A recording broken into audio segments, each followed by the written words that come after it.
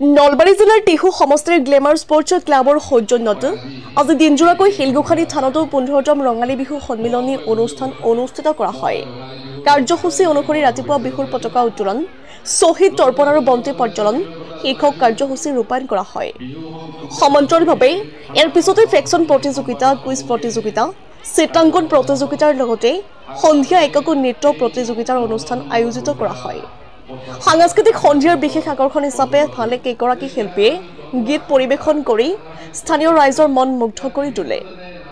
তথা বিহু উদযাপন সমিতিয়ে অসমৰ মুখ্যমন্ত্ৰী ডক্টৰ হিমন্ত বিশ্ব শৰ্মা তথা স্থানীয় বিধায়ক তথা জ্যেষ্ঠ মন্ত্ৰী চন্দ্ৰমোহন পাটোৱাৰীয়ে আগবঢ়োৱা আৰ্থিক অনুদানৰ বাবে এই বিহু সুকলমে উদযাপন কৰিব পাৰিছে বুলি মন্তব্য প্ৰকাশ কৰি মুখ্যমন্ত্ৰী তথা মন্ত্ৰীগৰাকীক ধন্যবাদ জ্ঞাপন কৰে।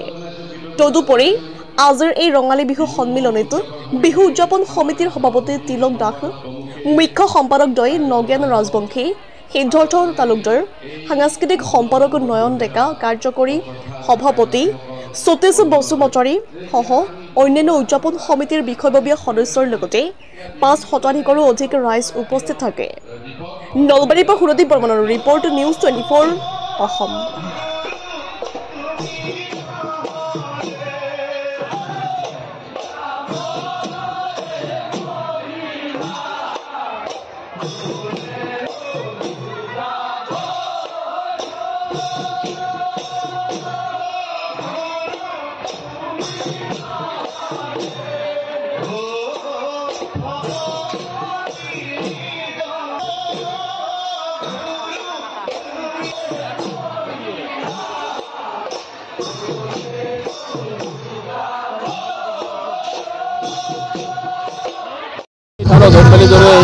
ৰঙালী বিহুৰ উদযাপন কৰিছোঁ আমি গ্লেমাৰ স্পৰ্টছৰ সৌজন্যত।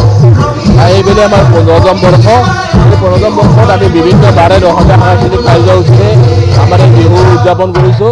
ৰাতিপুৱা পতাকা উত্তোলনেৰে আমি বিহুৰ শুভ আৰম্ভণি কৰিছোঁ। তাৰপিছতে আমি এটা কাৰ্যসূচী ৰাখিছিলোঁ, বৃক্ষৰোপণ কাৰ্যসূচী। সেইটো আমাৰ সফলভাৱে ৰূপায়ণ কৰা হৈছে। সন্ধিয়ালৈ আমি সাংস্কৃতিক সন্ধিয়াত অসমৰ স্বনামধন্য কণ্ঠশিল্পী জ্যোতিপল, নিহাৰিকা আৰু মৃদুল শইকীয়াক আমি আমন্ত্ৰণ জনাইছোঁ। লগতে বাৰে ৰহণীয়া সাংস্কৃতিক গোষ্ঠী আমি আমন্ত্ৰণ জনাইছোঁ। বিহুৱা দল থাকিবই, লগতে বিভিন্ন দূৰ দূৰণিৰ পৰা নৃত্যশিল্পীসকলটো আছে। এইখিনি আমাৰ মূলত বিহুৰ কাৰ্যসূচী। এই হিচাপতে আমি এটি কথা নকৈ নোৱাৰিম, আমাৰ এই অনুষ্ঠানটো চলাই নিয়াৰ কাৰণে অসম চৰকাৰৰ পৰা যি সাহায্য প্ৰদান কৰিছিলে 1.5 লাখ টকাকৈ, আমি আমাৰ স্থানীয় বিধায়ক তথা মন্ত্ৰী চন্দ্ৰমোহন পাটোৱাৰীদেৱৰ কৃপাত আমি এই সাহায্য লাভ কৰিবলৈ সক্ষম হৈছোঁ। আমি এই হিচাপতে এই মঞ্চৰ পৰা তেখেতলোকক ধন্যবাদ জনাইছোঁ। লগতে সুস্বাস্থ্য দীৰ্ঘায়ু কামনা কৰিছোঁ।